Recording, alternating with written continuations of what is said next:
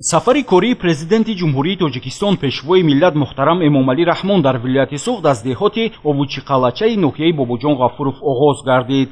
дар деҳоти Овучиқалача сарвари давлат ба хотири сарсабзӣ ва фаровонҳосилӣ дар боғи интенсивии филиали Институти боғу токпарварӣ ва сабзаводкории Академияи илмҳои кишоварзии Тоҷикистон дар вилояти Суғд ниҳоли дарахтони мевадиҳанда шинонида, мардуми ноҳия ва олимону кормандони соҳаи кишоварзиро ба вусъат бахшидани амалҳои сабзу хуррамгардонӣ ҳидоят намуданд.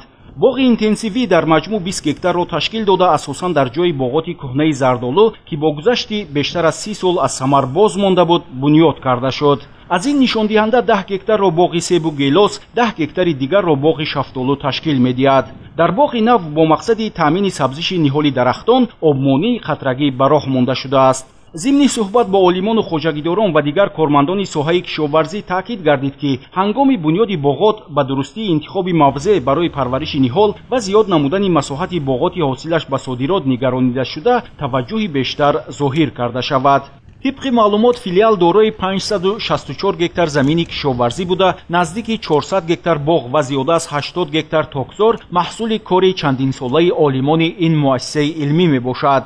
олимону кормандони филиали Институти боғу токпарварӣ ва сабзаводкории Академияи илмҳои кишоварзии Тоҷикистон дар вилояти Суғд соли 2014 низ дар масоҳати 4 гектар боғи интенсивӣ бунёд карда буданд.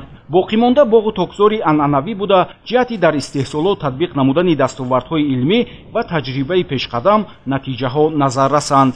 бино ба таъкиди олимон, боғҳои интенсивӣ назар ба боғҳои анъанавӣ аз лиҳози иқтисодӣ бештар манфиатовар буда, дар мамлакат солҳост ки таҷриба шудааст ва дар зарфи 3-4 сол ба ҳосил медароянд. ниҳолҳои агар се бигирем, агар бо реҷаи тарҳи шинонидани 5:2, яъне 5 байни қатора 2 метр байни ниҳолҳо шинонида шудааст ва дар ин ҷо то ба вояи расидани ҳамин дарахтон байни қаторзамини он саманок истифода бурда мешавад ва дар он ҷо кишти зироатҳои яксола албатта гузаронда мешавад. инчунин боз дарахтони мевадиҳандаи гелос, шафтолу асаби дар оянда бо намуди коса шакл хабат шакл додан бо реҷаи 5:4 шинонида шудааст ки ин ҳам бошад дар 1 гектар 500 бех ниҳолро ташкил медиҳад. ин боғҳои интенсивӣ хеле ки ба ҳамагон маълум дар давоми 2-3 сол аллакай ба ҳосил медарорад. боғҳои анъанавӣ бошанд, дар давоми 6-7 сол ба пуррагӣ ҳосил медарорад. дар давоми 2-3 соли ки ин ба ҳосил медарорад, то он даврае ки боғҳои анъанавӣ ба ҳосил медарорад, ин аллакай хароҷоти худро рӯйпӯш карда метавонад. замини байни қатори боғот низ самараноку оқилона истифода мегардад, яъне то давраи калон шудани ниҳоли дарахтон дар байни қатори он зироати гуногуни кишоварзӣ кишту парвариш карда мешавад. дар соли аввал олимони филиали Институти боғу токпарварӣ ва сабзаводкории Академияи илмҳои кишоварзии Тоҷикистон дар вилояти Суғд дар байни қатори боғоти нави интенсивӣ дар масоҳати 6 гектар пиёз, 4 гектар сабзӣ ва зери плёнка 2 гектар полезӣ аз ҷумла тарбуз кишт намуданд. ҳамзамон дар масоҳати хурд барои таҷриба пиёзи анзур парвариш карда мешавад. барои гирифтани тухмии сабзӣ ва помидори серҳосил низ дар қитъаҳои алоҳида ин ду навъи зироат кишт карда шудааст. аз давраи кишт то ҷамъоварии ҳосил хусусиятҳои зироат пурра омӯхта мешавад.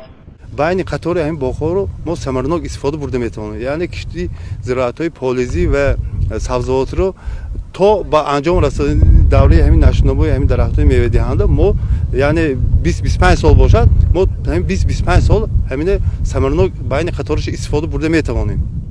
олимони филиал дар самтҳои афзалиятноки соҳаи кишоварзӣ аз ҷумла боғдорию токпарварӣ, сабзаводкорӣ ва парвариши картошка фаъолияти илмию таҳқиқотиро тақвият мебахшанд.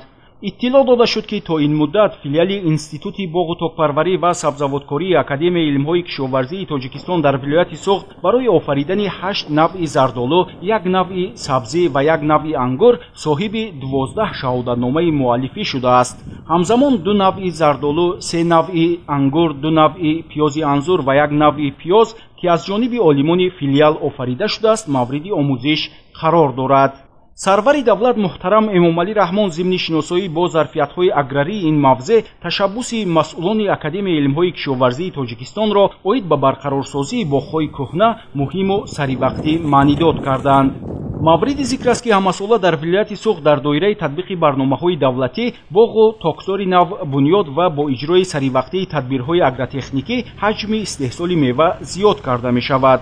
масоҳати боғот дар ҳама бахшҳои хоҷагидории вилоят зиёда аз 70 000 гектарро ташкил медиҳад ва аз ин нишондиҳанда наздики 60 000 гектараш ҳосилдиҳанда мебошад.